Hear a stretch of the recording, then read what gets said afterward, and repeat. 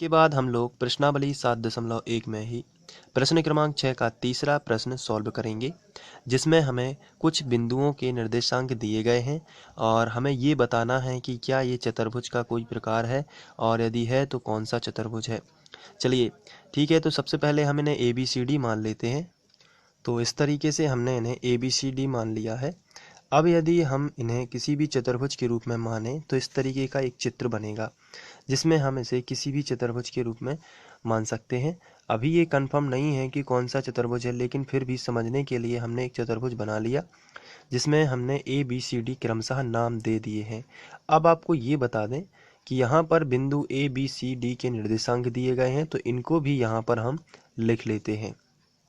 तो इस तरीके से हमने ABCD के निर्देशांक दे दिए हैं। तो चलिए सबसे पहले हम AB निकालते हैं। तो प्रोसेस वही रहेगी AB निकालने के लिए। तो हम लिखेंगे AB बराबर अंडर रूट। इसके बाद हम चित्र में देख लेते हैं कि AB कहाँ पर है। तो ये देखिए, ये है AB। तो 7 में से 4 चले जाएंगे और इस पर वर्ग लगेगा, तो 7 - 4, यानी कि पहले नंबर में से पहला नंबर घटा देना है और दूसरे नंबर में से दूसरा नंबर। तो 7 - 4 का वर्ग प्लस 6 - 5 का वर्ग, इस तरीके से आपको लगा देना है। अब आगे बढ़ते हैं। तो AB बराबर अंडर रूट, 7 में से 4 चले जाएंगे तो आपको मिलेगा 3, तो ये आएगा 3 का वर्ग, प्लस 6 में से 5 जाएंगे तो आपको मिलेगा 1, तो आ जाएगा 1 का वर्ग। आगे बढ़ते हैं।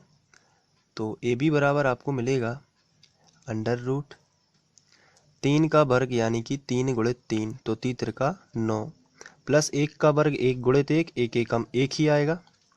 तो यहाँ पे हमने लिख दिया 9 + 1। तो आगे मिलेगा AB बराबर अंडर रूट, यहाँ हमने BC भी हम इसको लिख सकते हैं। तो चलिए लिखते हैं।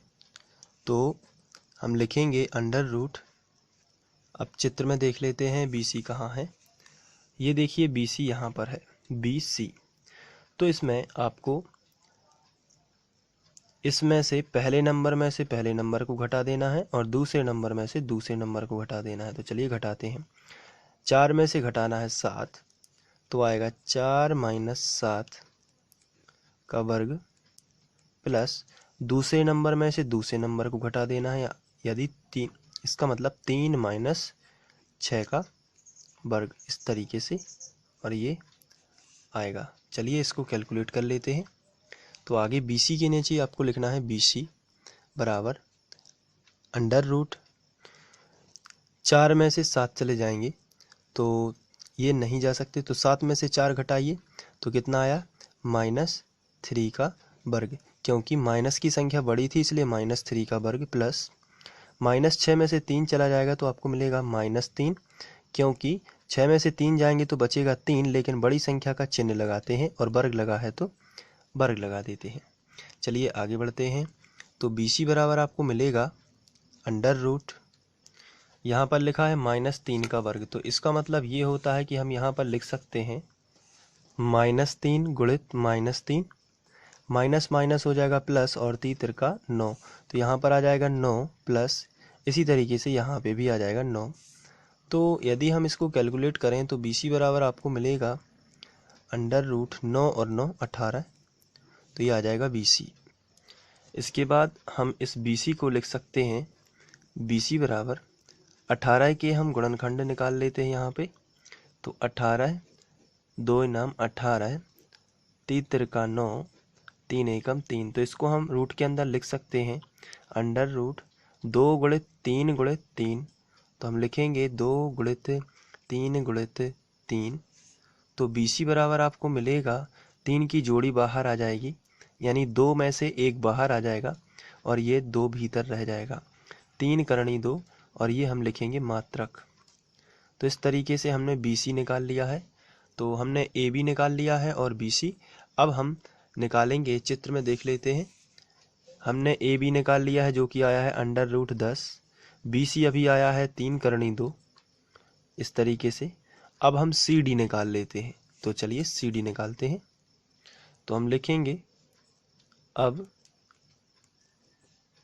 सी डी बराबर, तो आगे बढ़ जाते हैं एक स्टेप। तो यहाँ पे लिखना है सी डी बराबर अंडर रूट, और अब हमें चित्र में देखना है कि किस तरीके से हमने सी डी निकाला है। तो ये सी डी है, यानी अंतिम बिंदु तो हो गया डी, तो अंतिम बिंदु के पहले नंबर में से पहला नंबर घटा दीजिए, यानी 1 - 4, 1 - 4 का वर्ग, और अंतिम बिंदु के दूसरे नंबर में से दूसरा नंबर घटा दीजिए, तो 2 - 3 का वर्ग, इस तरीके से। अब इसको कैलकुलेट करते हैं।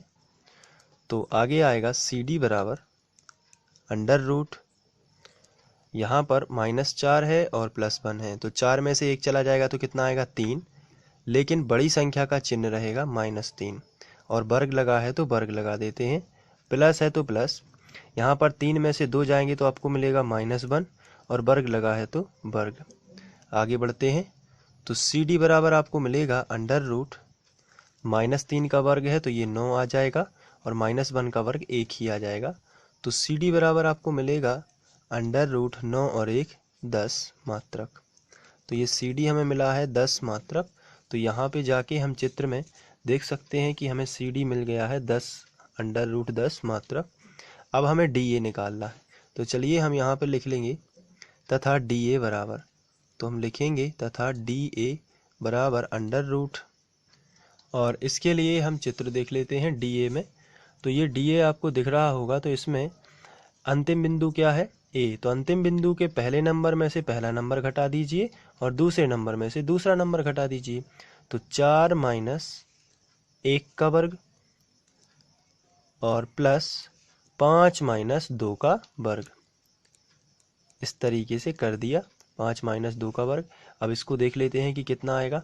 तो डी ए बराबर, यहाँ पर हम लिखेंगे डी ए बराबर अंडर रूट, 4 में से 1 जाएगा तो आपको मिलेगा 3, और वर्ग लगा है तो वर्ग, प्लस 5 में से 2 जाएगा तो आपको फिर मिल जाएगा 3, और वर्ग लगा है तो वर्ग।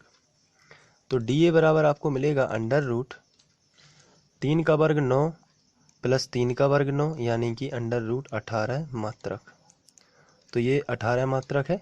तो आप इसको आगे लिख सकते हो 3 तिरका 9 दूनी 18, इस तरीके से मैंने अभी आपको बताया था।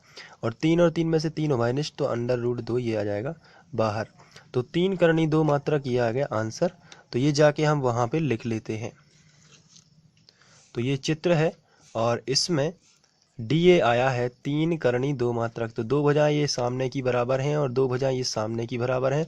तो ए बी बराबर है डी सी, तो हम लिखेंगे यहाँ ए बी बराबर डी सी है, और चित्र में देख लेते हैं और क्या है, ए बी डी सी के बराबर है, और बी सी जो है वो ए डी के बराबर है। तो बी सी ए डी के बराबर है। तो ये दोनों आपस में बराबर हैं, लेकिन अगर बात की जाए ए बी की, तो ये ए डी के बराबर नहीं है, मतलब ये दोनों आपस में बराबर नहीं है। तो हम लिखेंगे तथा ए बी जो है बराबर नहीं है ए डी के। तो जब ये बराबर नहीं है लेकिन ये दोनों सामने की बराबर हैं, अतः ए बी सी डी एक समांतर चतुर्भुज है। तो इस तरीके से समांतर चतुर्भुज हमने लिख लिया है। और आप चाहें तो इसको नोट भी कर सकते हैं, और नोट करने के लिए आपको शुरू से इसको यहाँ से नोट कर सकते हैं। यहाँ पर वीडियो को पॉज करके आप लिख सकते हैं ए बी है ये, और इसके बाद ये बी सी है, और फिर इसके बाद ये सी डी है, फिर ये आगे सॉल्व हुआ था डी ए, और थोड़ा सा इधर। तो आशा करता हूँ कि आप लोगों को ये समझ में आ गया होगा। और यदि आपकी कोई भी परेशानी है या कोई भी डाउट है या कुछ पूछना चाहते हैं तो आप मुझे कमेंट में बता सकते हैं। जिनका उत्तर देना उचित होगा मैं ज़रूर उनका उत्तर दूंगा। जिनके कमेंट में अच्छे प्रश्न होंगे मैं उनका उत्तर ज़रूर दूंगा। साथ ही साथ आपको अपनी मेहनत करते रहना है। सिलेबस समय से कंप्लीट हो जाएगा, आप निरंतर पढ़ते रहिए। तो यदि आप पढ़ेंगे तो सिर्फ पढ़ने से आपको या वीडियो देखने से कुछ नहीं होगा, साथ में आपको पेन लेकर प्रैक्टिस भी करना पड़ेगी। तो एक बार आप वीडियोस देख लेते हैं, उसके बाद आपको इसको पेपर पर करना भी है, ताकि आपकी प्रैक्टिस अच्छी हो। क्योंकि प्रैक्टिस अच्छी होगी तभी जाकर आपके अच्छे अंक आएंगे। तो ठीक है, थैंक यू।